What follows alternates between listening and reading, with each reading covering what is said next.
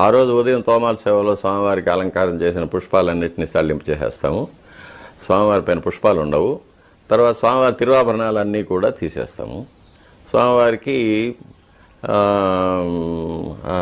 బంగారు శంఖచక్రాలు, బంగారు కటిహస్తం, వైకుంఠహస్తం, స్వర్ణ యజ్ఞోపవీతం ఇవి మాత్రం ఉంటాయి. తిరుక్కోలం ఉంటుంది. మామూలు పీతాంబరం, పట్టు దోవతి కట్టుకుంటారు, పట్టు ఉత్తరీయం కట్టుకొని ఉంటారు. స్వామివారికి ముఖబింబంలో పచ్చకర్పూర నామం మామూలుగా మనం వేసేటప్పుడేమో ఈ కంటి కొలకలు కనిపించేటట్టు మాత్రం ఉంటుంది. కంటి అపాంగం అంటారు, దాన్ని అపాంగం అంటారు. అది కనిపించేటట్టు ముక్కు రంధ్రాలు బ్రీదింగ్ కోసం వదిలిపెట్టేటట్టు చేస్తాము. గురువారం నాడు అది సగం సగం తీసివేసి స్వామివారి యొక్క నేత్ర కమలాలు కనిపించేటట్టుగా చేస్తాం. అది నేత్ర దర్శనం అంటారు.